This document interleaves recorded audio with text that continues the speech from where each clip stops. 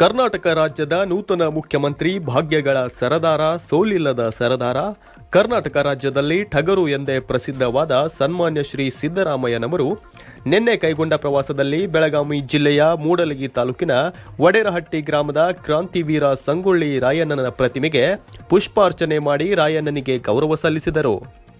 ಈ ಸಂದರ್ಭದಲ್ಲಿ ಊರಿನ ಹಿರಿಯರಾದ ಚಂದ್ರಕಾಂತ್ ಮೊಟ್ಟೆಪ್ಪಗೋಳ್, ಲಗಮನ್ನ ಬೀರನಗಟ್ಟಿ, ಪರಸಪ್ಪ ಸಾರಾಪೂರ್, ರೆಬೋಜಿ ಮಳಿವಡ್ಡರ್, ಬನ್ನಪ್ಪ ವಡೇರ್, ಸಿದ್ದಪ್ಪ ಪಡ್ಚಿ, ಸಿದ್ದಪ್ಪ ಕುರಿ, ಅಡಿವೆಪ್ಪ ಹದಿಮನಿ, ಪುಂಡಲಿಕ್ ಮದ್ರಾಸಿ, ನಾಗಪ್ಪ ಪಾಟೀಲ್ ಹಾಗೂ ವಡೇರಹಟ್ಟಿ ಗ್ರಾಮದ ಸಮಸ್ತ ಗುರು ಹಿರಿಯರು, ಮಹಿಳೆಯರು, ಮಕ್ಕಳು ಹಾಗೂ ನೆರೆ ಗ್ರಾಮದ ಗುರು ಹಿರಿಯರು ಕೂಡ ಕಾರ್ಯಕ್ರಮದಲ್ಲಿ ಉಪಸ್ಥಿತರಿದ್ದರು. ವರದಿ ಸಚಿನ್ ಬಾನ್ಸಿ, ನ್ಯೂಸ್ 16 ಕನ್ನಡ, ಮೂಡಲಗಿ.